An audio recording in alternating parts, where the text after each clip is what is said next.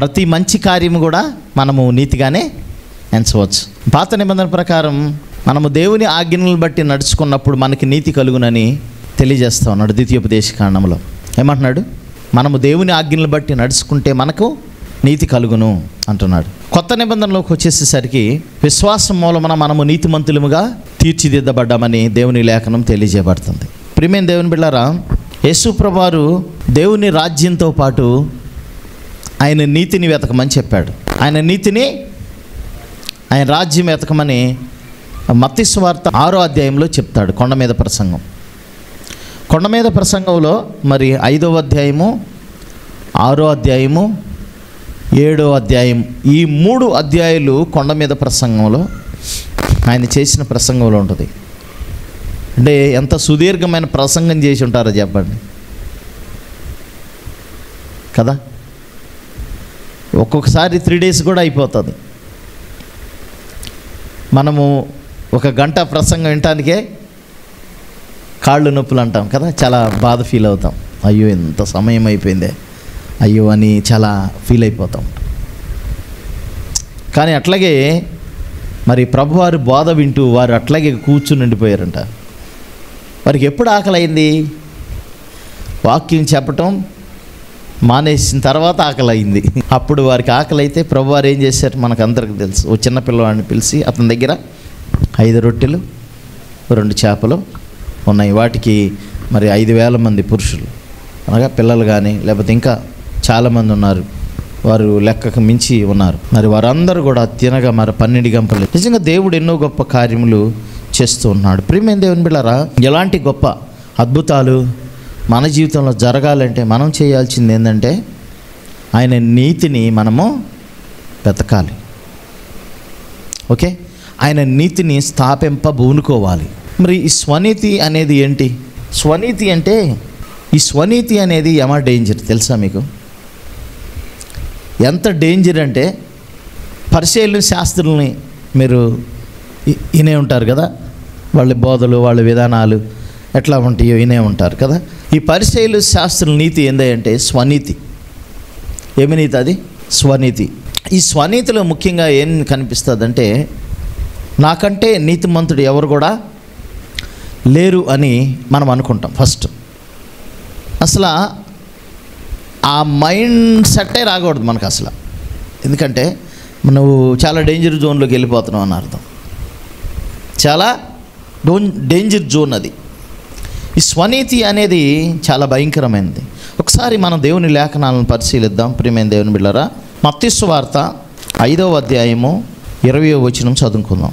శాస్త్రుల నీతి కంటెను పరిసయ్యుల నీతి కంటెను మీ నీతి అధికము కాని ఎడల మీరు పరలోక రాజ్యంలో ప్రవేశింపనేరని మీతో చెప్పుచున్నాను. ఓకే, శాస్త్రుల నీతి కంటేను పరిసయ్యుల నీతి కంటేను మీ నీతి అధికము కాని ఎడల మీరు పరలోక రాజ్యంలో ప్రవేశింపనేరని మీతో చెప్పుచున్నాను అన్నాడు. చూడండి, అంటే వారి నీతి కంటే మన నీతి అధికముగా ఉండాలంటున్నాడు. వారి నీతి ఏంది? స్వనీతి.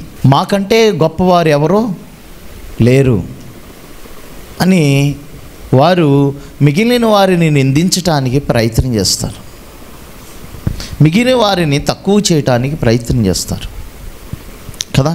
కాబట్టి ప్రియమైన దేవుని బిడ్డలారా, అది భయంకరమైనటువంటి స్వనీతి. అంటే మనం ఏమనుకుంటామంటే, ఎస్ ఐఎమ్ రైచియస్ మ్యాన్ అనుకుంటాం, నేను నీతిమంతుడును.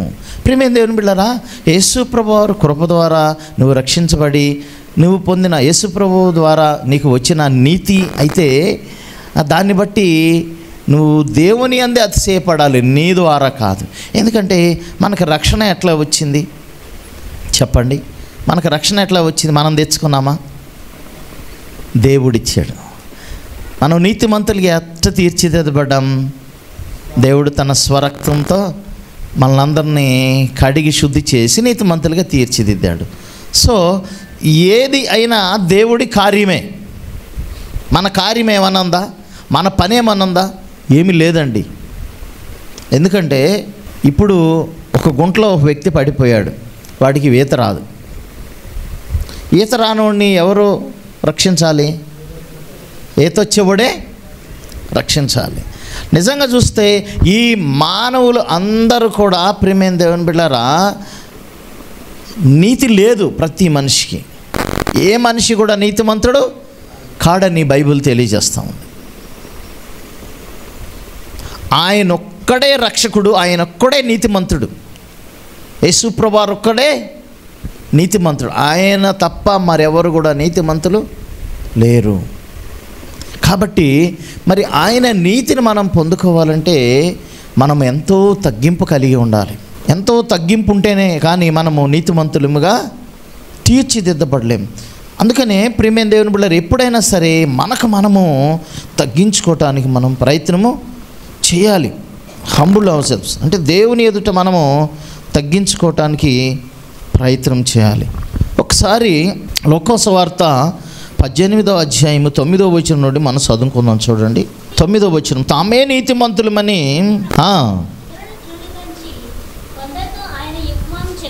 చాలా ఇక్కడ ఏమున్నదంటే, తామే నీతిమంతులమని తమ్ము నమ్ముకొని ఇతరులను తృణీకరించు అంటున్నాడు.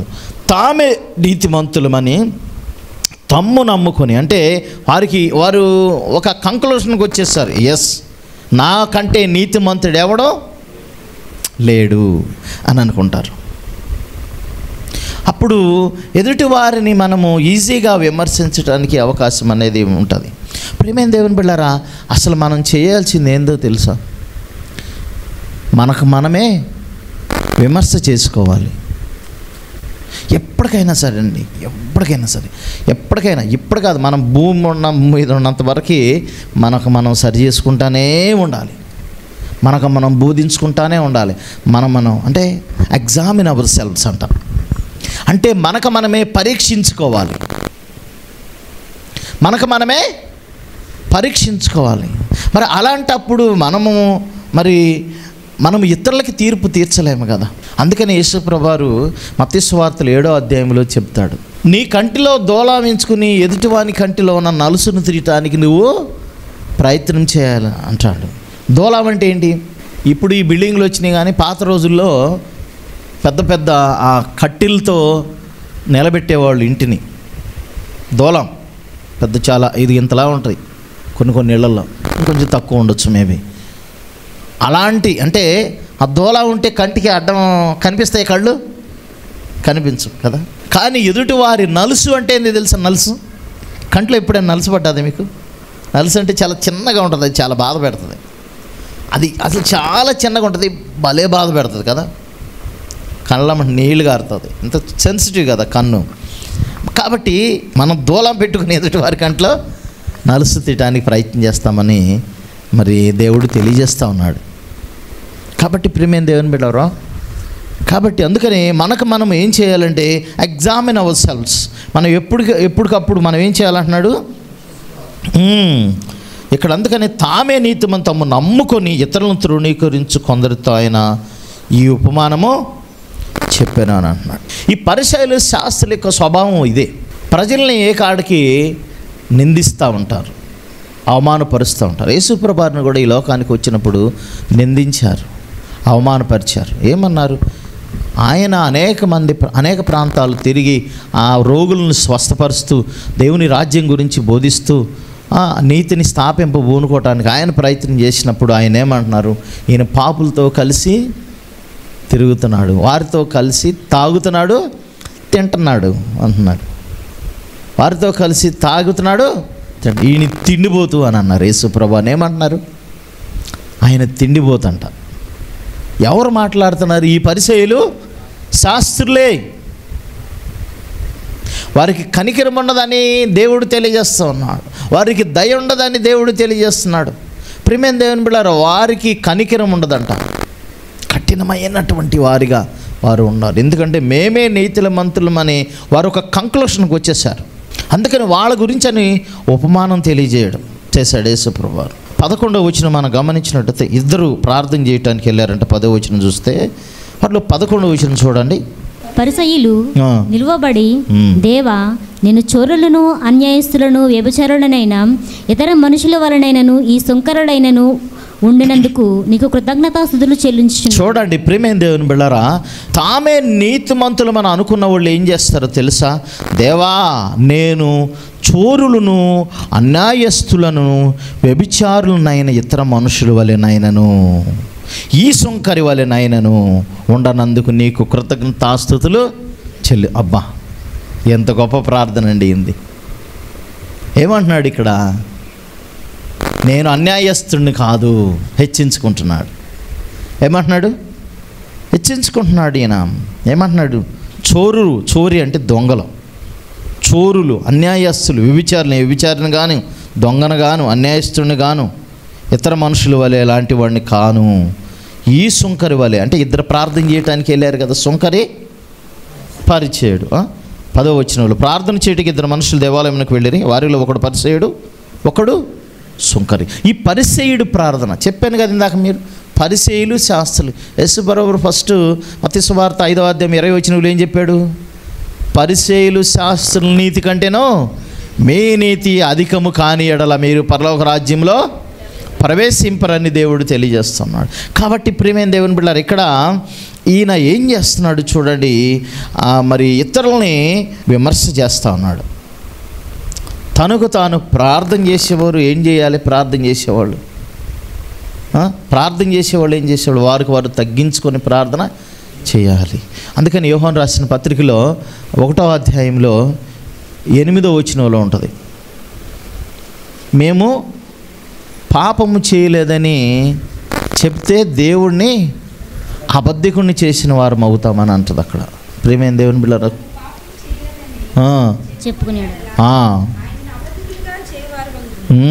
ఏమంటున్నాడు అక్కడ? మనము పాపము చేయలేదని చెప్పిన ఎడల ఆయనను అబద్ధికునిగా చేయవారు మగుదుము. కొంతమంది వారి మనసులో నేనే తప్పు చేయట్లేదు, ఏ పాపం చేయట్లేదు అని అనుకుంటా ఉంటారు. ప్రియమైన దేవుని బిడ్డలారా, భక్తుడైన పౌలు అంటాడు, మన శరీరం అంట పాప నియమానికి లోబడుతుందంట, ఆత్మేమో దైవ నియమానికి లోబడుతుంది. శరీరమేమో ఖచ్చితంగా మనం అనుకుంటాం మనం ఏదో రకంగా మనము తప్పిపోతూనే ఉంటాం. మరి అలాంటి పరిస్థితిలో ఉన్న మనము నీతిమంతులమని ఏ రీతిగా మనం చెప్పగలం? చెప్పండి. ఒకడును లేడు, అందరూ పాపం చేసి దేవుడు అనుగ్రహించి మహిమను పొందలేకపోతున్నారు. ఒక్కడు కూడా లేడంట నీతిమంతుడు ఒక్కడు కూడా లేడంటండి. మరి ఆయన ఒక్కడే నీతిమంతుడు కదా. యేసు ప్రభువారిలో ఏమైనా పాపం కలదా? కానీ యేసు ప్రభువారికి విమర్శించే అర్హత ఉంది. పాపపు స్త్రీని తీసుకొచ్చి నిలబెట్టి మరి ఆ పరిచయులు, శాస్త్రులు అందరు తీసుకొచ్చి ఒక రాళ్ళు పెట్టుకున్నారు. వాళ్ళు ఏదో పెద్ద ధర్మశాస్త్ర సంబంధమైన నీతిమంతులని, మేము ధర్మశాస్త్రాన్ని అనుసరిస్తాం, మాకంటే నీతిమంతులు ఎవడు కూడా లేడని రాళ్ళు కొట్టుకుని, ఏదిగో ధర్మశాస్త్రం ప్రకారం ఈమెని చంపాలని ఉంది కదా బోధకుడు. అక్కడ ఒక మాట ఉంటుంది, ఆయన మీద నేరారోపణ మోపాలని ప్లాన్ చేశారు. వచ్చేసి ఏం చేస్తున్నారు? వీళ్ళ పరిస్థితి అది, నేరాలు మోపటమే. పరిచయులు, శాస్త్రులు చేసే పని ఏంటి? నేరం మోపటమే. నువ్వు ఇలాంటి దానివి, నువ్వు ఎలాంటి వాడివి అని నేరం మోపటమే వీళ్ళు చేసే పనే అది అంటున్నారు. సో వీళ్ళు ఈమెను తీసుకొచ్చి ఆయన ఎదుట నిలబెట్టినప్పుడు ప్రభువారు ఏం చేశారో తెలుసా? ఆయన నేలన ఏదో రాస్తూ ఉన్నాడు. చూసి వెంటనే ఒక మాట అన్నాడు. ఇప్పుడు 2 విషయాలు అక్కడ మనం గమనించాలి. ఒకవేళ ఆమెను ధర్మశాస్త్రం ప్రకారం, బైబిల్లో ధర్మశాస్త్రం ప్రకారం ఉంది కదా, యేసుప్రభువారు కూడా యూదుడే. ధర్మశాస్త్రాన్ని ఆయన పాటించాడు, ధర్మశాస్త్ర విధులు కట్టడలు పాటించాడు. ఈ లోకానికి వచ్చినప్పుడు సినగోగ్స్కి వెళ్ళాడు ఆయన. సినగోగ్స్ అంటే అప్పుడు సమాజ మందిరాలు ఉండేవి. యేసుప్రభువారు చనిపోయిన తర్వాత ఆయన క్రీస్తనే, పేతురు నీ మీద నా సంఘాన్ని కడతానన్నాడు. తర్వాత సంఘము ఏర్పడ్డది. అప్పుడు యేసుప్రభువారు చర్చికి కాదు వెళ్ళింది, సమాజ మందిరానికి వెళ్ళాడు. దేనికి?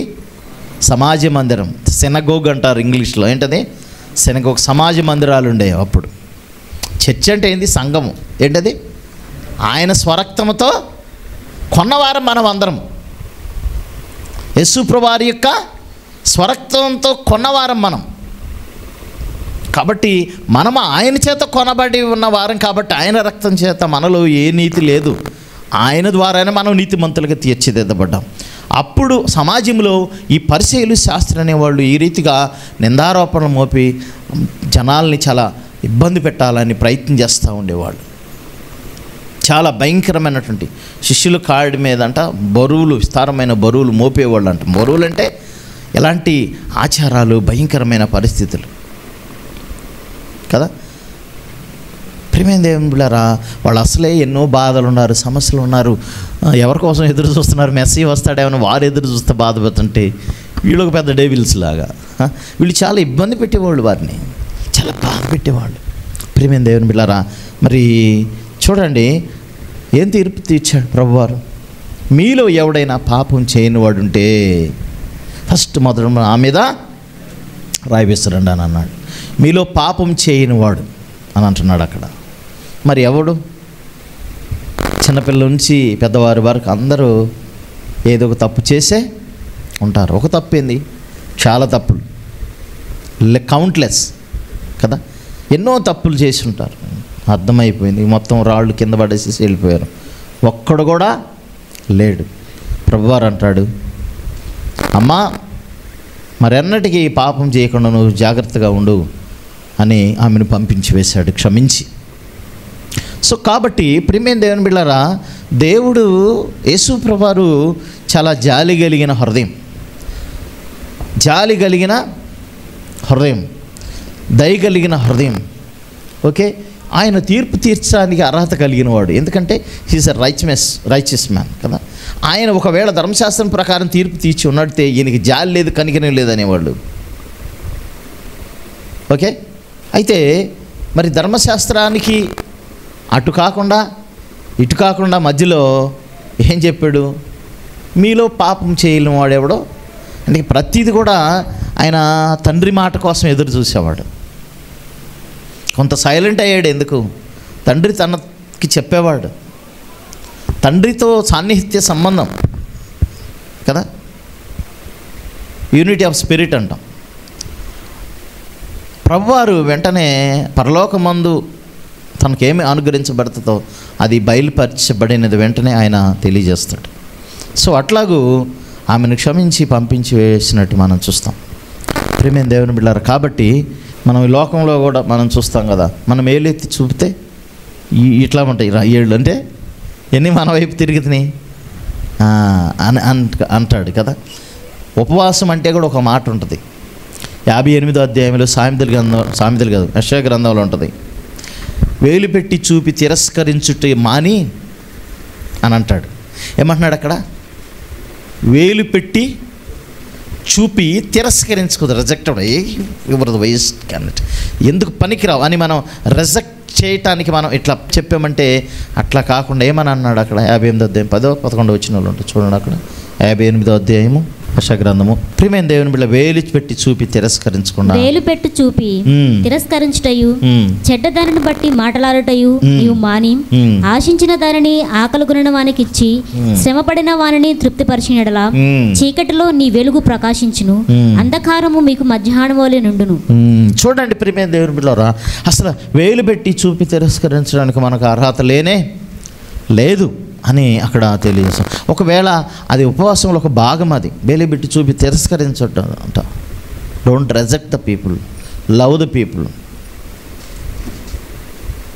తిరస్కరించకుండా ఏం చేయాలి? ప్రజల్ని ప్రేమించాలి, వారి మీద కనికరం చూపించాలి, వారి మీద జాలి చూపించాలి. ప్రియమైన దేవుని బిడ్డలారా, వాక్యం తెలియజేస్తుంది. యేసుప్రభువు చూడండి, ఎక్కడైనా సరే ఎవరినైనా తిరస్కరించినట్లు ఉంటుందా?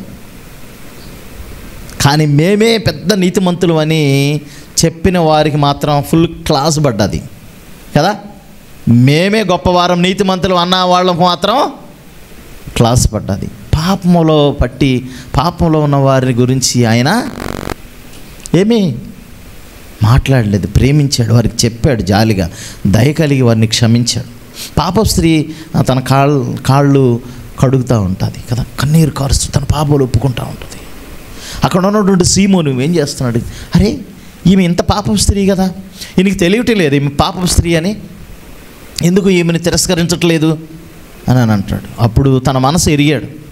ప్రభువారు అంటాడు, సీమోను, నేను మరి వచ్చినప్పటి నుంచి ఈమె తన కన్నీరు ఆపకుండా నా కాళ్ళు కడుగుతూ ఉంది తన కన్నీళ్లతో. కానీ నువ్వు వచ్చినప్పుడు నా కాళ్ళు కడుక్కోవటానికి నీళ్లు కూడా ఇవ్వలేదు కనీసం అంటున్నాడు.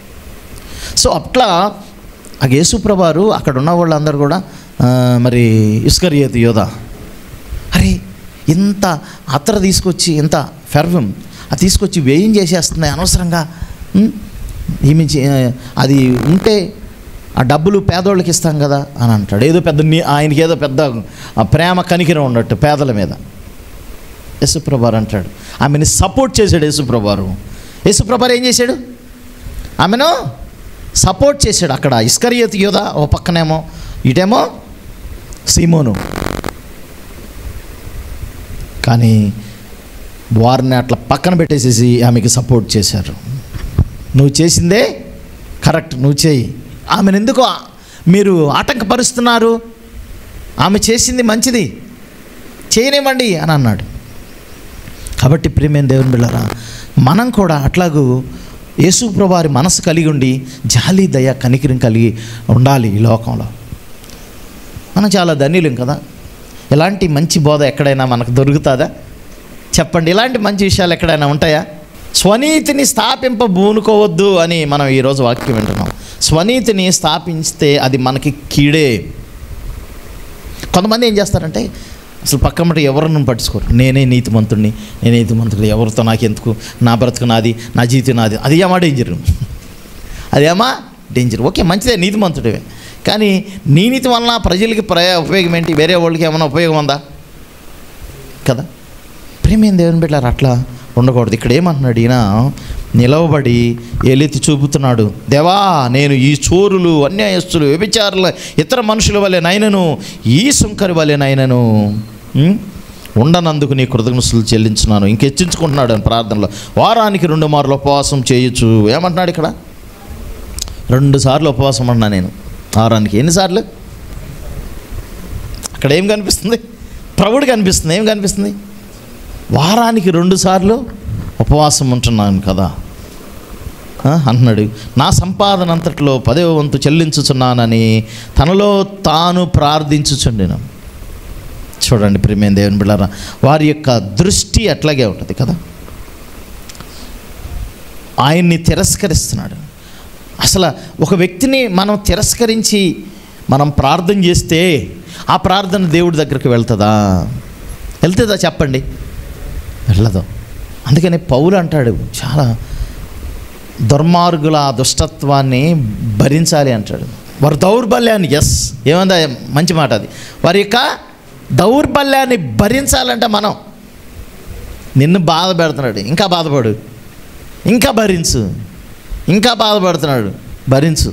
అవండి భక్తులు అనేక మంది వారిని చాలా హింస పెట్టారు తెలుసా, బాధ పెట్టారు, చీకటి కొట్లో పడేశారు. ఒక ఆయన్ని మరి జాన్ శాస్త్రి గారని గోశాల విజయవాడ, ఆయన మంచి భక్తుడు, ఆయన దేవుణ్ణి నమ్ముకున్నాడని ఆయన ఒక ఇన్సిడెంట్ చూశాడు. ఏంటంటే ఆయన దుగ్గిరాలని పొలాలు ఉన్నాయి అన్నమాట, హైకోర్టు వాళ్ళ అమ్మగారు. ఆయన ఒకసారి పొలానికి వెళ్ళాడంట. పొలానికి వెళ్తూ ఉంటే వాళ్ళ పని మనిషికి పాము గరిచిందంట. పాము గరిస్తే కొట్టుకులాడుతున్నాడు. ఈయనకేం పంచి ఊడిపోయేదాడు, పరిగెత్తాడు అది లేకుండా. ఇక అటు నుంచి ప్రార్థన అయిపోయింది. మా సండే రోజు వస్తామన్నారంట కొంతమంది విశ్వాసులు. వాళ్ళు వెళ్ళి ప్రార్థన చేశారు ఆయనకి. ప్రార్థన చేస్తే ఆయన లేచాడు. ఇంకా అప్పుడు వచ్చి ఏం చేశారు మీరు అన్నాడు. ప్రార్థన చేసామయ్య ప్రభు కంటే ఆయన వెంటనే తన మనసు గొప్పగా అనిపించింది. అరే నేను కూడా ప్రభుని నమ్మితే బాగుండేది అనుకున్నాడు. తర్వాత ప్రభుని నమ్ముకున్నాడు ఆయన.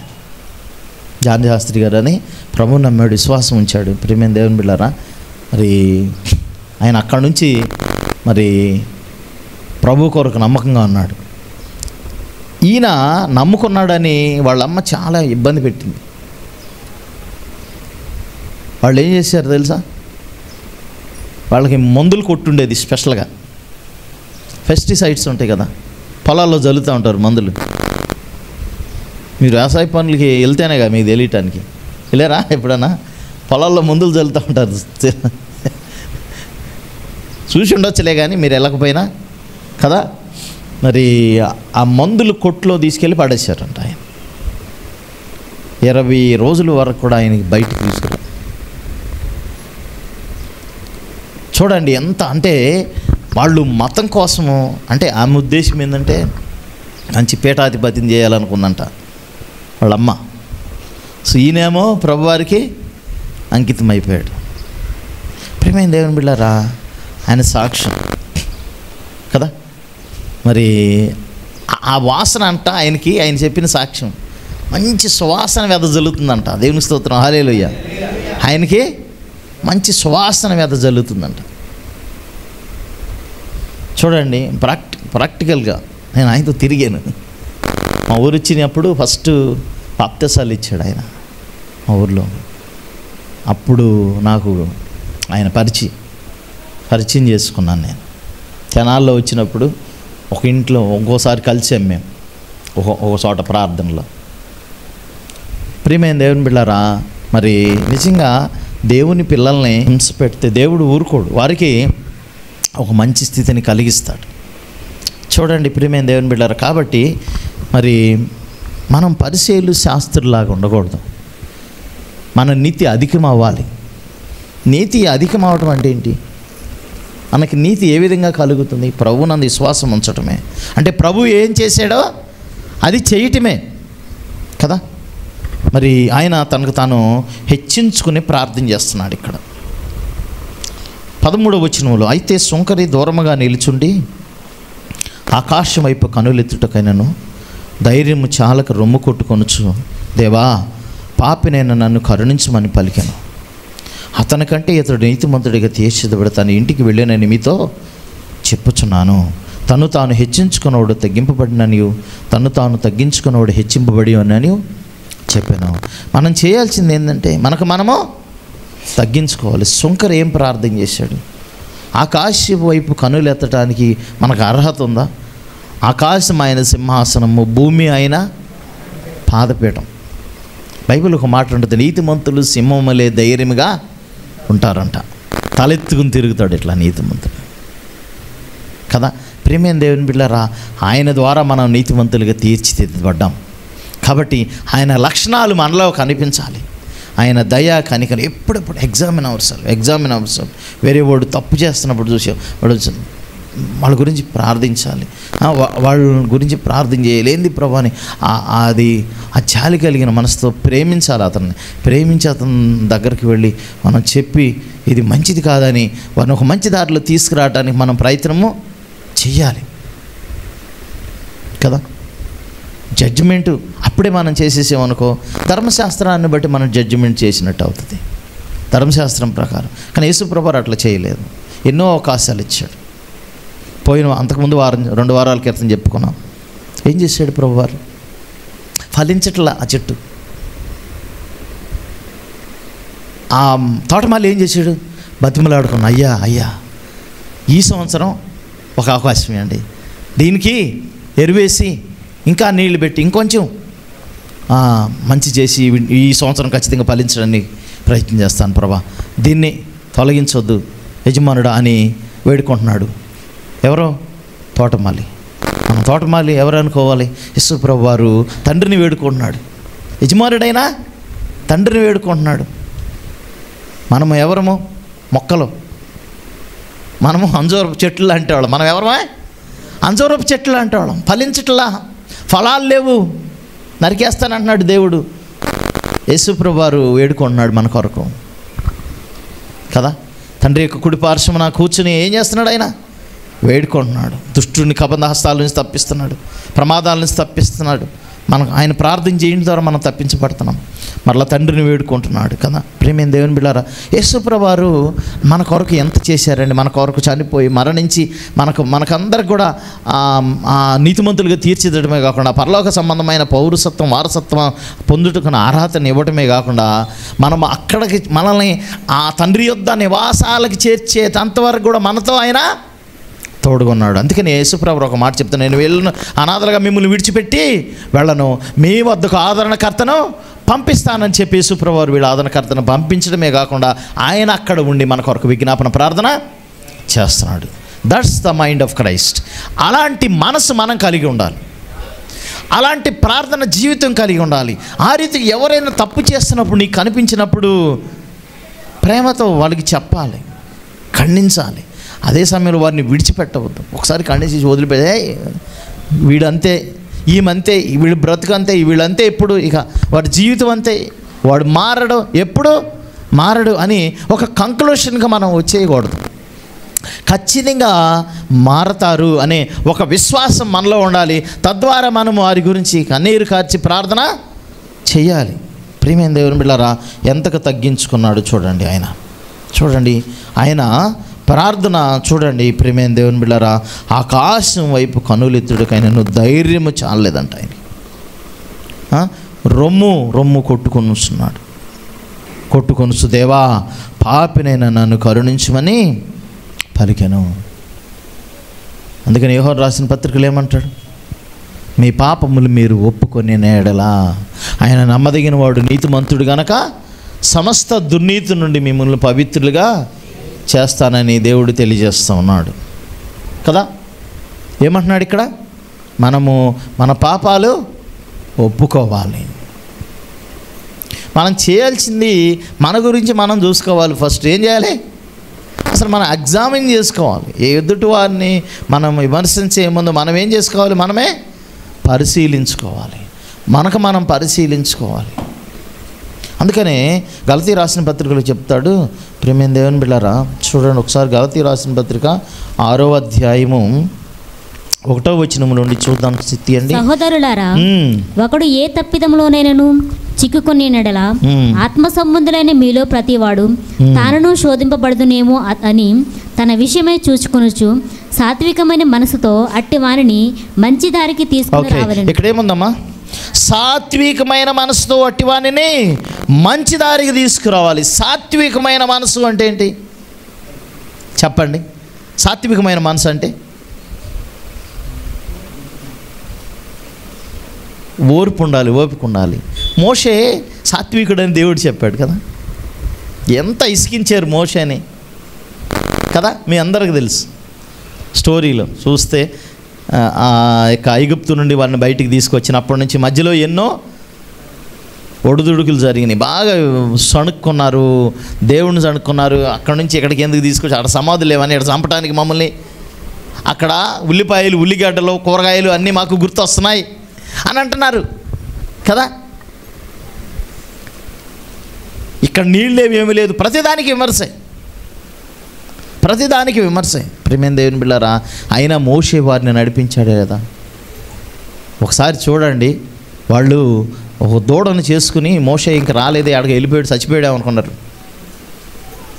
వాళ్ళ చెవులకున్న పోగులు, మెళ్ళకున్న నెక్లెస్లు అవి ఉంటాయి కదా, అవన్నీ తీసి వాళ్ళు చూడండి ఎంత సమర్పణం. బా, ఒక దూడను చేసుకుని మొక్కి వారు చేసుకున్న దానికి వాడు మొక్కి, ఓ దూడా మమ్మల్ని ఐగుప్తు నుంచి బానిసత్వం నుంచి విడిపించింది నువ్వే కదా అంటున్నారు. అమ్మ ఎంత దారుణం అండి. They have a sense. వాళ్ళకి మనసు ఉందా నిజంగా? వాళ్ళ బంగారమే కదా, వాళ్ళ బంగారంతోనే కదా ఆ దూడను చేసుకుంది. వాళ్ళకి అర్థమవుతుంది కదా. మళ్ళీ దానికి వెళ్ళి మొక్కి ఏమంటున్నారు? ఐగుప్తు నుంచి నువ్వే తీసుకొచ్చావు, మమ్మల్ని నువ్వే కాపాడాలంటున్నారు. అక్కడున్న దేవునికి కోపం వచ్చింది. మోషే వారు ఏం చేస్తున్నారు చూడని అంటాడు. మోషేకి ఏం చేయాలో అర్థం కాల. తీసుకొస్తా పలక కిందకి జారి వదిలేడు. ప్రియమైన దేవుని బిడ్డలారా, ఆజ్ఞలు కలిగిన పలక అంటున్నాడు దేవుడు, వీరందరూ నాశనం చేసేసి నీకు కొత్త జనాంగాన్ని పుట్టిస్తాను అన్నాడు. అప్పుడు మోషే ప్రార్థన చేస్తాడు. మళ్ళీ రెండోసారి 40 రోజులు ప్రార్థన చేయడానికి, ఇంకోసారి 40 రోజులు ఫాస్టింగ్ ఉండి ప్రార్థన చేయడానికి అది కారణం. వీళ్ళందరినీ దేవుడు క్షమించమని అడగటానికే ప్రార్థన చేశాడు. ఎంత సాత్వికాన్ని దేవుడు మోషేకి ఇచ్చాడు. మరలు ఎంత ప్రార్థన చేసి అంత చేసినా కానీ ఒక చోట ఒక ఇన్సిడెంట్ జరిగింది. నీళ్లు లేవంటే మోషే కర్ర తీసుకెళ్ళి ఏం చేశాడు, బండని టచ్ చేయకుండా జస్ట్ మాట్లాడితే సరిపోతుంది, కానీ టచ్ చేయకుండా గట్టిగా కొడతాడు పోయి. అంటే నేనేం చెప్పాను, నువ్వు చేసింది ఏంటి? ద్రోహులారా అన్నాడు. ఏమన్నాడు అక్కడ? నాకు ఎందుకు ఇంత తలగానే పుట్టిస్తారు మీరు, ద్రోహులారా అన్నాడు. మోషేతో అన్నాడు, అయ్యి నా ప్రజల్ని ద్రోహులారా అంటావా? అంటే చూడు, దేవుడు ఇంత జాలి కలిగిన దేవుడు, నా ప్రజల్ని ద్రోహులారా అంటావా? నేను ఏ దేశాన్ని, పాలు తేనెలు ప్రవహించే దేశాన్ని మీకు చూపిస్తానో అక్కడికి వెళ్తారు మీరు అన్నాను. ఆ దేశానికి నువ్వు వెళ్ళవు, ఈ కొండ మీద నుండే చూస్తావు అంతే అని అంటాడు. ఏమంటున్నాడు? అక్కడ అర్థమైపోతుంది ఇక మన భక్తి ఏంటో. చూడండి, ఇక చూడండి, ఇక మనం ఎంత భక్తి అయినా ఇక ఎంతవరకే అట్టర్మోస్ట్ అడుగు, ఎప్పటి వరకు మనం సాత్వికులుగానే ఉండవలసిన అవసరం ఉంటుంది. ప్రజల మీద మనము దూషణలకు కానీ లేకపోతే వారిని నిందించడానికి ప్రయత్నం చేస్తే మోషేకి పట్టిన గతి మనకు కూడా పట్టచ్చు. ఆయన ఆ రాజ్యాన్ని చూడటానికి, ఆ పాలు తేనెలు ప్రవహించే దేశాన్ని చూడటానికి వెళ్ళలేదు. ఎక్కడున్నాడు ఆయన? ఎక్కడున్నాడు? కొండ మీదే ఉండి చూశాడు. ఈ మాటకి మళ్ళా యూదా పత్రికలో ఉంటుంది. అపవాది అంట ఆయన శరీరాన్ని తీసుకెళ్తానికి ప్రయాణం చేశాడు. ఈ మాటను బట్టే మీరే చెప్పారు కదా, ఏమన్నది? యేసుప్రభువు ఏం చెప్పాడు? తన సహోదరుని చూసి వెద్దుడా అని చెప్తే మహాసభకు లోనవుతాడు. ఈ వేశ్వేలో అన్నావు మహాసభకు లోనవుతాం. ద్రోహి అంటే నరకాగ్నికి లోనవుతాం. ద్రోహులారా అనే మాట అంటే ఆ మాట చూపించేసి ద్రోహి అన్నాడు కదా ప్రజలందరినీ మోషే. కాబట్టి శరీరం నాది అంటున్నాడు, తర్కిస్తున్నాడు మిఖాయేలుతో. అట్లా కాదు, మిఖాయేలు దేవుడు ఆయన్ని క్షమించేశాడు అనేసి మిఖాయేలు ఏం చేస్తున్నాడు? ఆయన తీసుకెళ్ళిపోతున్నాడు. సో రేపు మన గురించి వాళ్ళ మధ్య మంచి పోరాటం ఉంటుంది. కాబట్టి ప్రియమైన దేవుని బిడ్డలారా, మనం ఒకటే చెప్పాలి, యేసయ్య ఆయన రక్తంతో నన్ను కడిగేశాడు. నేను నీతిమంతుడిని కాదు, ఆయన ద్వారా నీతిమంతుడిని. నాలో ఏ నీతి లేదు, నాలో ఏ క్రియలు కలిగిన నీతి ఏది లేదు, సమస్తం ఆయనే అని మనం యేసుప్రభువారి మీద వేసేసేయాలి కదా. కాబట్టి ప్రియమైన దేవుని బిడ్డలారా, మోషే లాంటి వాడిని కూడా దేవుడు ఆ పాలు తేనెలు ప్రవహించే దేశాన్ని చూడలేదు. కాబట్టి మనం అందుకని చాలా జాగ్రత్తగా విమర్శ చేయకుండా ఉండటానికి ప్రయత్నం చేయాలి. దయగలిగి ప్రేమించి వారిని ఒక మంచి దారికి తీసుకురావడానికి ప్రయత్నం. అక్కడేముంది? సహోదరులారా, ఒకడు ఏ తప్పిదములో ఆయన చిక్కుని ఆత్మ సంబంధులైన మీలో ప్రతివాడు తానును శోధింపబడినేమో. ఒకవేళ నేను కూడా ఈ తప్పులో పడిపోతానేమో. వాడు ఈరోజు ఈ తప్పు చేశాడు, ఈరోజు ఈ పాపంలో ఉన్నాడు. ఇప్పుడు నేను మంచిగానే ఉన్నా, యథార్థంగా ఉన్నా, మళ్ళీ రేపు ఆ తప్పులో నేను కూడా పడతానేమో, ఆ తప్పులో నేను కూడా చిక్కుంటానేమో. కాబట్టి అని మొట్టమొదటి అతన్ని మంచిదారికి, సాత్వికంతో మంచిదారికి తీసుకురావడానికి ప్రయత్నమో చేయాలి. అంతేగాని అతన్ని నిందించి వేస్ట్ వేలో ఈయన పనికిరావు, చచ్చి రావడానికే పనికిరావు, యు అవుట్, నువ్వు దేవుడి పెట్టు కావడానికి అర్హత లేనే లేదు, యు అవుట్ అన్నావు అనుకో, యేసు ప్రభు నిన్ను అవుట్ చేస్తాడు. కాబట్టి మనం ఏం చేయాలి? సాత్వికంతో మీలో ప్రతివాడు తాను శోధింపు తన విషయం చూచుకొనొచ్చు, సాత్వికమైన మనసుతో వాటి వాణిని మంచి దారికి తీసుకురావాలి. ఇది ఎవరి నియమంట? 2వ వచనం, ఒకని భారం ఒకడు భరించి ఎలాగూ క్రీస్తు నియమమును పూర్తిగా నెరవేర్చుడి. చూడండి ప్రేమైన దేవుడు, ఇది క్రీస్తు నియమం. ఒక తప్పిదంలో పడిన వ్యక్తిని మరలా మంచిదారికి తీసుకురావడానికి అతన్ని క్షమించి, ఇది క్రీస్తు నియమం. పరిసయ్యుల శాస్త్రుల నియమం కాదు. ఎవరి నియమం? ఇది క్రీస్తు నియమం. పరిసయ్యుల శాస్త్రులు అయితే ఏం చేసేవాడు? వాడికి తీర్పు తీసిపో, అవుట్, నీ పని అయిపోయింది, చావు, రాళ్ళు గుట్టి చంపేసేవాళ్ళు. కానీ యేసు ప్రభువారి నియమం ఏంటి? మరలా మంచి దారికి తీసుకురావడానికే యేసు ప్రభు యొక్క నీతి, ఆయన కనికరం, ఆయన దయ.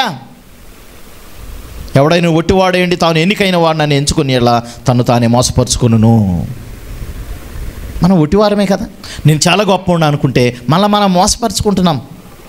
ప్రతివాడును తాను చేయు పనిని పరీక్షించి చూసుకున్నాను, అప్పుడు ఇతరులను బట్టి కాకయ్య తన్ను బట్టి అతిశయము కలుగును. దేవునికి స్తోత్రం, హల్లెలూయా. మనం ఏం చేయాలి? ప్రతివాడు తను పరీక్షించుకోవాలి. ఏమంటున్నాడు ఇక్కడ? తను తాను పరీక్షించుకోవాలి. మనం ఆ పరిస్థితిలో మనం అది చేయాలి. ఓకే, కాబట్టి అప్పుడు ఇంకా ఎవరైనా సరే మనము హక్కును చేర్చుకోవచ్చు. సంఘం నుంచి బయటికి వెళ్ళిపోతున్నారంటే నిజంగా క్రీస్తు శరీరంలో చీల్చుకుని వెళ్ళిపోతున్నారు. క్రీస్తు శరీరాన్ని గాయపరుస్తున్నారు, క్రీస్తు శరీరాన్ని అవమానపరుస్తున్నారు. ఒక చిన్న ఇన్సిడెంట్ జరిగినప్పుడు చర్చి నుంచి బయటికి వెళ్తాం కదా, ఫస్ట్ వచ్చే మాట అది రాకూడదు. నేను ఇక్కడ నుంచి వెళ్ళిపోతాను, వాళ్ళు మంచిగా లేరు, వీళ్ళు మంచిగా లేరు, అయ్యా పాస్టర్ మంచిగా లేడు, వద్దు నేను వెళ్ళిపోతాను అనేటం కాదు. ఇక్కడ ఏమనుంది? సాత్వికమైన మనసుతో అటు వారిని మంచిదానికి తీసుకురావడానికి ప్రయత్నం చేయాలి. అప్పుడు ఏ సంఘాలు విడిపోవు, ఏ సంఘాలు చేయాలో హాయిగా అందరం కలిసి ఐక్యంగా ఎదుగుతారు, అందరం కలిసి పరలోక రాజ్యంలోనికి వెళ్ళిపోతాం. ఏమండి చూడండి, కానీ చిన్న చిన్న మిస్టేక్స్ కూడా మనం క్షమించలేకపోతున్నాం. అంటే ఒకసారి వాళ్ళందరూ ఎదుటివాడు ఆ వ్యక్తికి చిన్న నలుసు ఉంది, వాళ్ళకి పెద్ద దూలాలు ఉన్నాయి. ఈ ఎల్లోళ్ళకి ఏముండే? దూలాలు ఉన్నాయి, పెద్ద పెద్ద దూలాలు. అవన్నీ దూలాలు పెట్టుకుని చిన్న నలుసుని మనం వెతికాము. సో అదే పరిస్థితిలోకి వెళ్తాం మనం ఎప్పుడైనా సరే. ప్రేమ దేవుని బిడ్డ నేను గమనించాను, నేను చెప్తున్నాను, సంఘంలో ఎప్పుడైనా సరే మనము చిన్న ఇన్సిడెంట్స్ జరుగుతాయి, మనం దాన్ని అనుసరించి మనం ఏం జరుగుతుంది ఏందనేది మనం అందరం కలిసి కూర్చుని ప్రార్థన చేసి కదా, ఆ సంఘంలో అనేక రకాలైనటువంటి ఇన్సిడెంట్స్ జరుగుతూ ఉంటాయి. సంఘం అనేది ఏంది? క్రీస్తు శరీరం అంటే పరసంబంధమైన కుటుంబం అంటాడు భక్తుడైన పౌలు. ఏ కుటుంబం ఇది? పరసంబంధమైన కుటుంబం. మన పరసంబంధం, మన కుటుంబం అంతా వీఆర్ ద ఫ్యామిలీ. అవునా కదా? ఫ్యామిలీ ప్రేమ దేవుని బిడ్డలారా. అందుకనే మనం ఒకరి గురించి ఒకరు క్షేమం అడిగి తెలుసుకోవాలి. అప్పుడే మనం బలపరచబడతాం. ఒక వ్యక్తి బాగా అప్పులు అయిపోయాడు, అతని దగ్గరికి వెళ్ళి బలపరిచి, అరే ధైర్యంగా ఉండు, ఏం కాదు. ఒక బిజినెస్లో లాస్ అయిపోయాడు, ధైర్యంగా ఉండు, ఏం కాదు, దేవుడు నేను బలపరుస్తాడు. మనం ధైర్యపరచాలి, నాకెందుకు లేని వదిలేయద్దు. అనేక రకాల ఏదో ఇంకో తప్పులు చిక్కుపోయాడు ఒక వ్యక్తి, అతను పోయి బలపరచాలి మనం. డోంట్ వరీ, దేవుడు క్షమించడానికి సిద్ధమైన మనసు కలిగినోడు, పాపస్తుడినే క్షమించాడు కదా మనల్నేంటి అని మనము ధైర్యపరిచి వాళ్ళకు సాత్వికతో మంచి దారికి తీసుకురావడానికి మనము ప్రయత్నించాలి. అప్పుడు సంఘం ఐక్యంగా ఉంటుంది. సంఘంలో అనేక మంది చేర్చబడతారు. ఆ రోజుల్లో ఆది సంఘంలో వారిలో ఏముంది? యూనిటీ ఆఫ్ స్పిరిట్ ఉంది, ఏకాత్మ ఉంది. ఏముంది? ఏకాత్మ ఉంది, ఏక మనసు ఉంది, ఏక హృదయం ఉంది. అందుకే అలాంటి మనసు ఉంది కాబట్టి వారు స్థిర ఆస్తులు అమ్మేసి ఒక తీసుకొచ్చి వారి అవసరాల నిమిత్తం పంచుకున్నారంట. అలాంటి సంఘ నియమాలు కట్టడలు ఆది సంఘంలో ఉన్న విషయాలను ఇప్పుడు ఉంటున్నాయా? మన సహోదరుడు ఏమనవ్వని, నేనే బాగా అభివృద్ధి కావాలి అనే పరిస్థితులు అనేక రకాల సంఘాల్లో ఉన్నాయి. ఈవెన్ పాస్టర్స్ కూడా అలాంటివి లేకుండా పోలేదు అనేక కదా. ప్రేమేం దేవుని బిడ్డారు. కాబట్టి మనం నిజంగా మనం ఏ పరిస్థితిలో ఉన్నాం? పరిశీలి శాస్త్రం లాంటి నీతి ఉందా మనకి? లేకపోతే అంతకమంటే అధికమైన నీతి, క్షమించే నీతి, ప్రేమించే నీతి, లేకపోతే సాత్వికతో మంచి దారికి తీసుకొచ్చే నీతి ఉందా? అప్పుడే నువ్వు పరలోక రాజ్యానికి వెళ్తామంటున్నాడు. మూలవాక్యం ఏం చెప్పుకున్నాం మనం?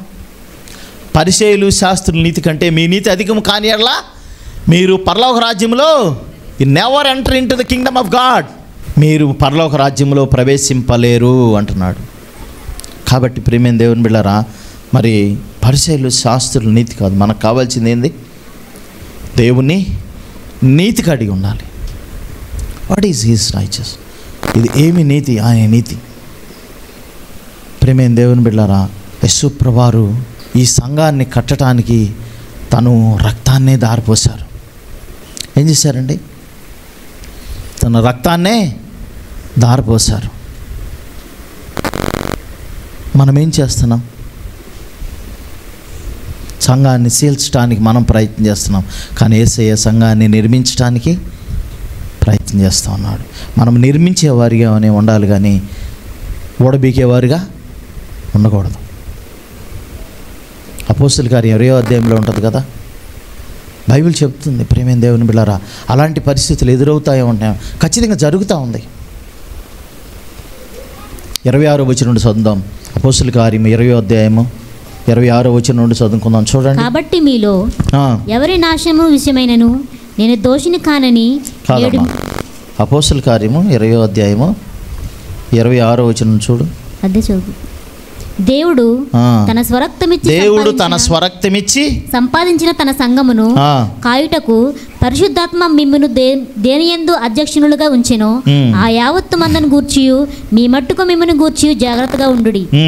నేను వెళ్ళిపోయిన తర్వాత క్రూరమైన తోడేళ్లు మీలో ప్రవేశించిన నాకు తెలియను. వారు మందను కనికరింపరు అంటాడు. ఏమంటుంది అక్కడ? మందను కనికరింపరు. వారికి కనికరమే ఉండదు మంద విషయంలో.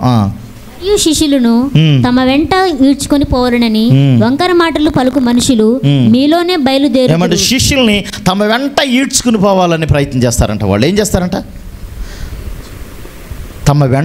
శిష్యులను తమ వెంట ఈడ్చుకుని పోవాలని ప్రయత్నం చేస్తారంట. చదువుమ్మా. కావున నేను 3 సంవత్సరములు రాత్రింబగళ్ళు కన్నీళ్లు విడిచుచు ప్రతి మనుషునికి మానక బుద్ధి చెప్పిదనని మీరు జ్ఞాపకము చేసుకుని మెలకువగా ఉండుడి. ఇప్పుడు చూడండి ప్రియమైన దేవుని బిడ్డ, సేవకుడి పని అది. ఒక సంఘము కట్టబడాలంటే, నియమించబడాలంటే యేసుప్రభువారు తన స్వరక్తం ఇచ్చిన సంఘాన్ని కాయటానికి ఏం చేశాడు? అధ్యక్షులుగా నియమిస్తాడు. సేవకులను నియమించినప్పుడు వారికి ఎంతో భారం ఉంటుంది. ఏ సంఘ కాపరైనా సరే ఈ సంఘంలో నుంచి వెళ్ళిపోవాలి అని ఎవరు అనుకోరు. అనుకుంటారా? ఇంకా అనేక మంది ఆత్మలు చేర్చబడాలని ప్రార్థన చేస్తారు. సంఘ సరిహద్దులు విడాచాలపరచు ప్రభుని ప్రార్థన చేస్తారు సేవకులు. సంఘం ఐక్యంగా ఉండాలని ప్రార్థన చేస్తారు. సంఘంలో అందరూ క్షేమంగా ఉండాలని ప్రార్థన చేస్తారు. సంఘంలో ఎవరైనా బలహీనలు ఉంటే వారు బలపరచబడాలి ప్రభు అని ప్రార్థన చేస్తారు కదా. ప్రియమైన దేవుని బిడ్డలారా, ఏమంట వంకర మాటలు చెప్తారంట. వాళ్ళు ఏం చేస్తారంట? శిష్యులను తమ వెంట వీడ్చుకుని వెళ్ళాలని వంకర మాటలు చెప్పి వారు మీలో ఉంటారు అని అప్పుడే చెప్పాడు అపోస్తలుడు. కానీ 2000 సంవత్సరాల క్రితం మాట ఇది. అంటే అవి ఇప్పుడు నేటి సంఘాల్లో జరుగుతున్నాయా లేవా? సంఘము క్రీస్తు శరీరం. సంఘం అంటే ఏంది? It's not a building. Church అంటే ఏంటి? సంఘము ఎదుటంట పాతాళలోక ద్వారములు నిలువ నేరమంట. సంఘము ఎంత గొప్పదో తెలుసా? పాతాళలోక ద్వారములు కూడా నిలువ నేరవు. అంటే సంఘం యొక్క ప్రాధాన్యత అది. సంఘంలో నుంచే ఏదైనా జరుగుతుంది. సంఘంలో నుంచే శిష్యులు ఏర్పడతాడు, సంఘంలో నుంచే నాయకులు ఏర్పడతాడు, సంఘంలో నుంచే గొప్ప కార్యాలు జరుగుతాయి. సంఘము నుంచే ఏదైనా సరే. హెడ్ కుటుంబం అంతే కదా. ఇప్పుడు మన కుటుంబం ఏంటి? మన కుటుంబం చిన్నాభిన్నం అయిపోయింది అనుకో, మనము హ్యాపీగా ఉంటామా చెప్పండి? ఒక తల్లిదండ్రులు 2 ఉంటారు. తల్లిదండ్రుల్లో 2 కొడుకుల్ని వేరు చేసామనుకో, వేరు చేయటానికి మనమే కారణం అయ్యామనుకో, అది ఎంత బాధ ఉంటుంది? తల్లిదండ్రులు ఎంత బాధపడతారు? పిల్లల్ని ఎంత పెంచుకుని, వారిని ఎంత మంచిగా పెంచుకుని, ఎంత ఇదిగా చేసి ఉంటారు. వాళ్ళని విడగొట్టేసేస్తే వాళ్ళు ఎంత దుఃఖపడతారు. ఆ బాధ ఎంతగా ఉంటుందో చూడండి ప్రియమైన దేవుని బిడ్డల కుటుంబంలో. సో సంఘం కూడా అంతే. క్రీస్తు దుఃఖపడతాడు. ఎవరినైతే అధ్యక్షులుగా నియమించాడో, గృహ నివారకులు నియమించాడో వారు దుఃఖపడతారు. వారు దుఃఖపడి ఆ పని చేస్తే వారికి సంఘానికి ప్రతిఫలం ఉండదు అంటున్నాడు. దుఃఖపడి పని చేయకుండా ఆనందంతో పని చేయాలి అంటున్నాడు. ఆనందంతో పని చేయాలంటే ఏముండాలి? అక్కడ ఐక్యత ఉండాలి, దయ ఉండాలి, ప్రేమ ఉండాలి, కనికరం ఉండాలి. సంఘంలో ఎప్పుడు ఎలాంటివి జరుగుతూ ఉండాలి. అప్పుడు దేవుని కార్యాలు బలంగా జరుగుతాయి. దేవుని ఆత్మ సంచారం అక్కడ ఉంటుంది. సహోదరుల ఐక్యత ఎంత మేలు, ఎంత మనోహరం అన్నాడు దేవుడు. మనం గొప్ప కార్యాలు చూడాలంటే ఐక్యత ఉంటేనే. ఆది సంఘంలో ఐక్యత ఉంది కాబట్టి కుంటోళ్ళు నడిచారు, గుడ్డోళ్ళు చూశారు, చనిపోయిన వారు లేపబడ్డారు. పౌలు వాక్యం చెప్తుంటే కదా, ఐతుకు అనే ఆయన 3 అంతస్తుల నుంచి కింద పడ్డాడు, చనిపోయాడు. పౌలు వచ్చేసి వెంటనే ఆయన ప్రార్థనగా లేచాడు. ఎన్ని అద్భుతాలు జరిగినాయి సంఘంలో. యోహోను పేతురు శృంగారవన మెట్ల దగ్గర ఉన్న కుంటివాడిని యేసునామములో నువ్వు లేచి నడు అనగానే దిగ్గును లేచి నడిచి పరిగెత్తాడు, మందిరంలోకి వచ్చేసాడు. అందరూ సరే ఇప్పుడు అడుక్కునే కుంటోడే కదా ఈయనేంటి ఇట్లా? ఏంటి? ఎందుకు జరుగుతున్నాయి కార్యాలు? ఎందుకు జరుగుతాయి? ఐక్యత ఉంటేనే. సంఘంలో ఐక్యత ఉంటేనే కార్యాలు జరుగుతాయి. సహోదరుల ఐక్యత ఎంత మేలు, ఎంత మనోహరము అని అంటున్నారు. అందుకనే ఐక్యంగా we are the unit of spirit. మనము సంఘం పట్ల బాధ్యత ఉండాలి, భారం ఉండాలి. యేసుప్రభు నమ్మేం మనము, యేసుప్రభు క్రీస్తు రక్తంలో కడగబడ్డాము, ఆయన సంఘములో మనం ఒక భాగం. అందుకని కాబట్టి ప్రతి వారం కూడా ఎవరు కూడా నాది కాదు ఇది అనుకోవద్దు. We are the part of the body. ఎవరి బాడీ? క్రైస్ట్ బాడీ కదా. యేసు ప్రభు శరీరములో మనమందరం కూడా పాలి భాగస్తులమే. గ్రేస్ సంఘం ఎవరిదంటే ఎవరు చెప్తారు? ఎవరిదంటే ఏం చెప్తారు? వెంకటరావు పాస్ట్ గారిది, లేకపోతే జోసఫ్ పాస్ట్ గారిది అంటారా? ఎవరిది? యేసయ్యది. సంఘం ఎవరిది? యేసయ్యది. I'm the part of the body. నేను కూడా ఒక భాగాన్నే. కాబట్టి దేవుడు ఏం చేశాడు? సంఘం మీద గృహ నిర్వాహకత్వాన్ని అప్పగించాడు. యజమానుడు ఆయన. జీసస్ ఈ హెడ్ ఆఫ్ ద డిపార్ట్మెంట్ కదా. ఈ కంపెనీ మొత్తానికి CEO ఆయనే. ఒక్కొక్కడు ఒక్కొక్క పని. ఒకడు వర్కర్స్ కావచ్చు, ఒకడు సూపర్వైజర్ కావచ్చు, ఒకడు మేనేజర్ కావచ్చు, ఒకడు జనరల్ మేనేజర్ కావచ్చు. కానీ అందరు పని చేయాల్సిందండి. ఆయన రాజ్యంలో పని చేయాల్సిందే అందరూ. అక్కడ బలా నమ్మకమైన మంచి దాసుడా అని పేరు తెచ్చుకోవాల్సిందే. బలా నమ్మకమైన మంచి దాసుడా అని అక్కడ అంటాడు. ఒక్కొక్కళ్ళు ఎన్నేం సంపాదించుకున్నా కానీ వారు ఎంత సంపాదించుకున్నారో దాన్ని బట్టి ఒక మీనా ఇస్తే ఒక మీనాన్ని బట్టి 10 మీనాలు సంపాదించుకున్నాడు. 10 పట్టణాల మీద అధికారం ఇచ్చాడు. అందుకే కొంచెంలో నమ్మకం ఉంటే ఎక్కువ వాటి మీద మనకి అధికారాన్ని దేవుడిస్తాడు. కొంచెంలో నమ్మకం ఉండాలి. ఫెయిత్ఫుల్ సర్వెంట్స్గా ప్రేమైన దేవుని బిడ్డలారా, కొంచెంలో నమ్మకం ఉండాలి. అర్థమవుతుందా? కాబట్టి ఈ వాక్యం మనం వింటున్నాం. నేను వాక్యాన్ని ముగించిపోతున్నాను. చూడండి, మనం గమనించాలి. పరిసయ్యులు శాస్త్రుల నీతి కంటే మన నీతి అధికము కాని ఎడల పరలోక రాజ్యంలో మనం ప్రవేశించలేం. పరిసయ్యులు శాస్త్రుల నీతి ఏ కాడికి ఏళ్ళు పెట్టి చూపి తిరస్కరించడమే. కనికిరం ఉండదు, ప్రేమ ఉండదు, దయ ఉండదు, కనికిరం ఉండదు. ప్రేమైన దేవుని బిడ్డలారా, కానీ యేసు ప్రభువారు దయ కలిగిన వాడు. ఆయన హక్కున ఆయన చేతులు చాపుతున్నాడు. ఏమంటున్నాడు? ఏం చేస్తున్నాడు ఆయన? Stretch his hands. ఎవరు వైపు అంట? లోబడనల్లని ప్రజల వైపు దినమెల్లా ఆయన చేతులు చాచి పిలుస్తున్నాడంట. చూడండి, మరి లోబడనల్ల వైపు ప్రజల వైపే ఆయన చేయి చాపి పిలుస్తున్నప్పుడు మనం అప్పుడప్పుడు లోబడుతున్న వాళ్ళు చేతి చాపాలా లేదా? అప్పుడప్పుడు ఎప్పుడో ఒకసారి తిరస్కరిస్తూ ఉంటాను, అంతే కదా. మీరు చాలా మంచివాళ్ళు కదా. అప్పుడప్పుడు కొంచెం కొద్దిగా అప్పుడప్పుడు కదా. అసలు లోబడిన వాళ్ళని ప్రజల వైపే ఆయన చేతులు చాపుతున్నాడు. He's stretching his hands. నా చేతులు కురుచు కాలేదు అంటున్నాడు. రక్షింపగిన యెహోవా కురుచు కాలేదు, వినాయకున్నట్లు ఆయన చెవులు మందం కాలేదు, మీ పాపాలు మీకు నాకు అడ్డొస్తున్నాయి అన్నాడు. కాబట్టి ప్రేమైన దేవుని బిడ్డలారా, జస్ట్ ఒబే. సాత్వికంతో ప్రభు దగ్గరకు వచ్చి ప్రార్థన చేసి, ప్రభు నేనే పాటు ఉన్నయ్యా, నన్ను క్షమించయ్యా అని మన పాపాలు మనం ఒప్పుకుంటే మనల్ని పరిశుద్ధపరిచి నీతిమంతులుగా చేర్చి ఆయన రాజ్యానికి వారసులుగా తీర్చిదిద్దుతాడు. మనం అట్లా చేద్దామా? లేకపోతే శాస్త్రులు పరిచయలాగా ఇతరులను విమర్శిద్దామా? ఇతరులకు తీర్పు తీర్చిద్దామా? పరిచయలు శాస్త్రుల నీతి కంటే మనే అది అధికం కావాలని అంటున్నాడు. వారిని ఏమన్నాడు తెలుసు యేసుప్రభువు వారు? వీరు సున్నం కొట్టిన సమాధులు అన్నాడు. ఏమన్నాడు?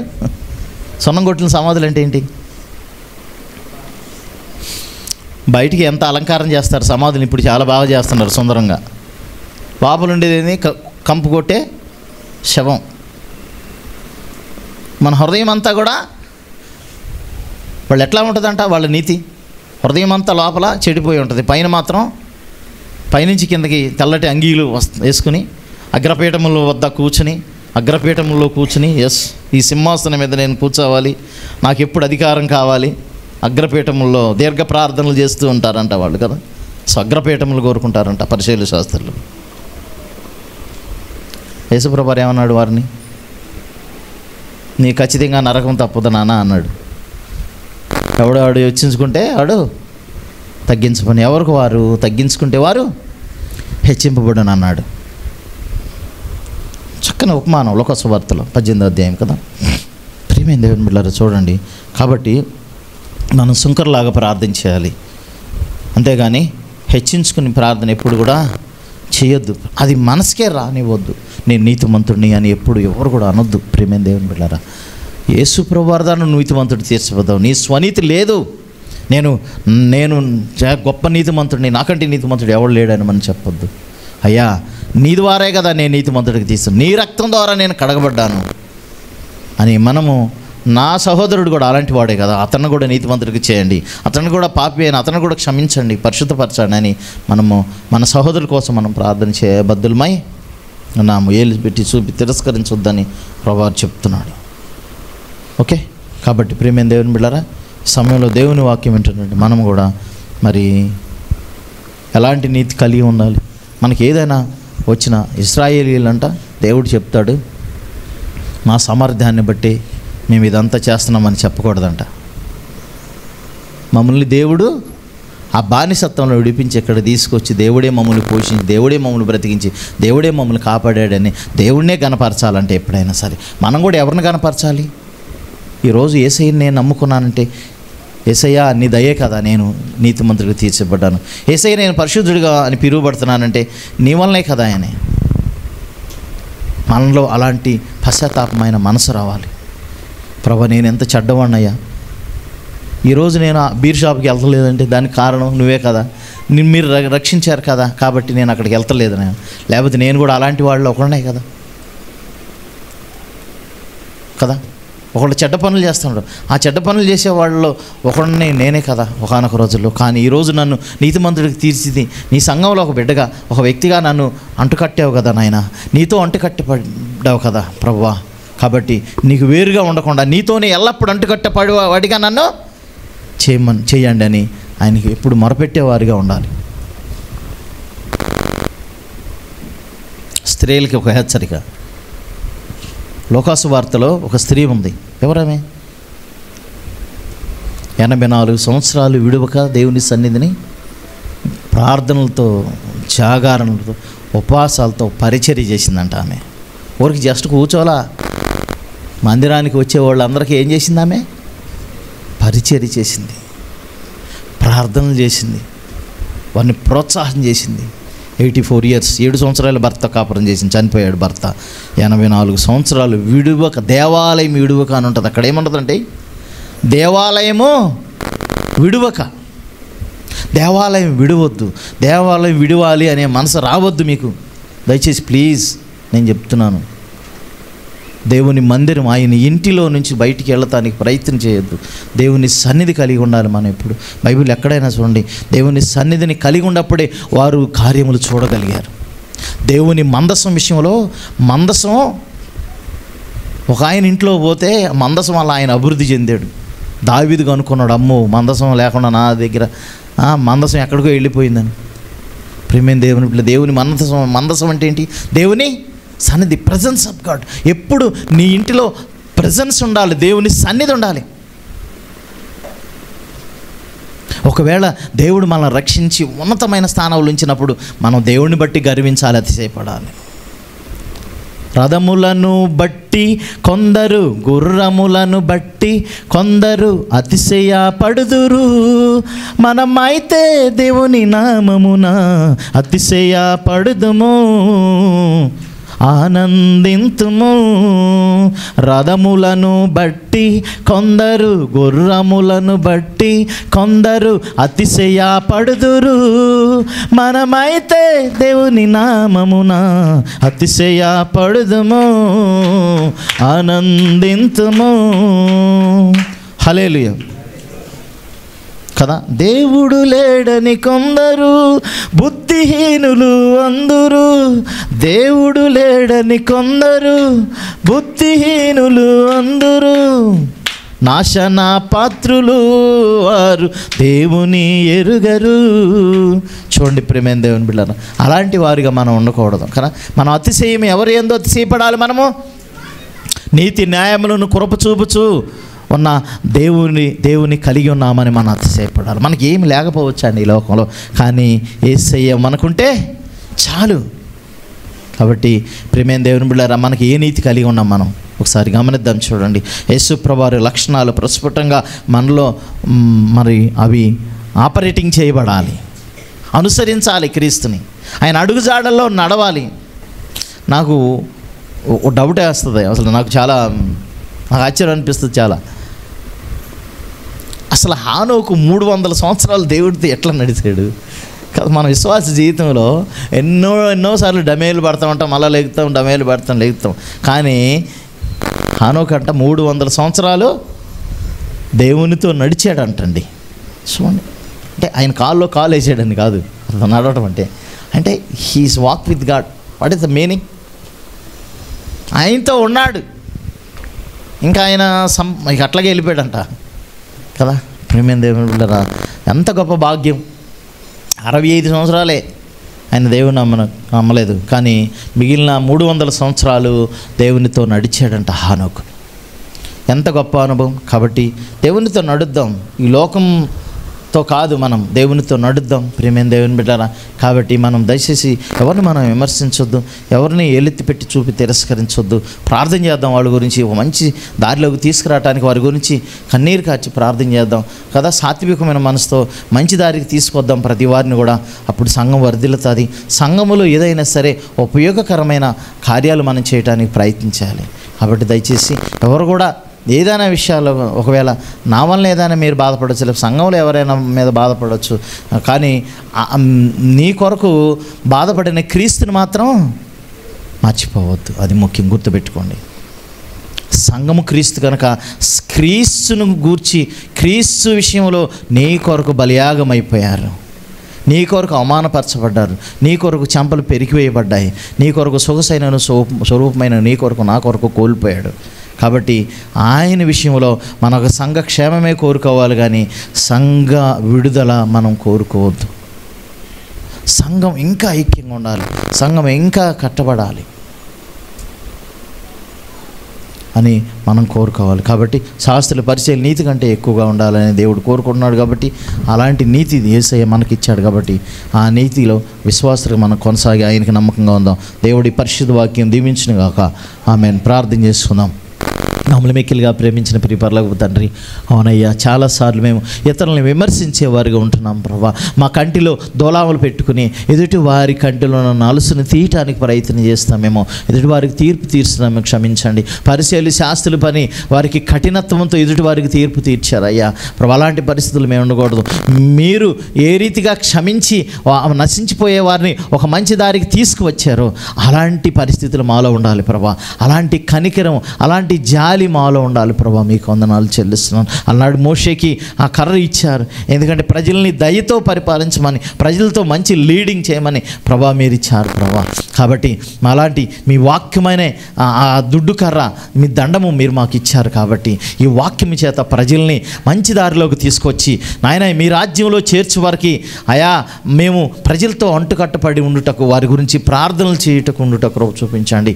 పౌలు భక్తుడు అంటున్నాడు, అయా మీ కొరకు మేము మానక రాత్రింబగళ్ళు విజ్ఞాపన ప్రార్థనలు చేసాము అని అంటున్నాడు. అయా ప్రభు, అలాంటి మనసును మాకును దయచేయండి అయ్యా. మా బిడ్డలు, మా సంఘ బిడ్డలు, మా దేశం కోసం, అయా మా ప్రాంతం కోసం, మా అధికారుల కోసం, మమ్మల్ని పరిపాలించే నాయకుల కోసం మేము కన్నీరు కార్చి ప్రార్థించేవారికి చేయండి. మా బిడ్డలు ప్రియులందరిని కూడా దీవించండి. అట్టి మనసును ప్రతి వారికి దయచేయండి. సంఘం ఇంకా బలపరచబడాలి, కట్టబడాలి నాయన, ఇంకా వృద్ధి చెందాలి. అట్టి ఆత్మను, అట్టి ఐక్యతను అందరికి ప్రసాదించి బలపరచమని, ఆయన మా నీతి పరిశీలి శాస్త్ర నీతి కంటే అధికంగా ఉండునట్లు మీ సన్నిధి మగుతుడు నడిపించమని యేసు పరిశుద్ధ నామమున అడిగి వేడుకుని ప్రార్థన చేస్తున్నాం తండ్రి. ఆమేన్. దేవునికి స్తోత్రం. హల్లెలూయా.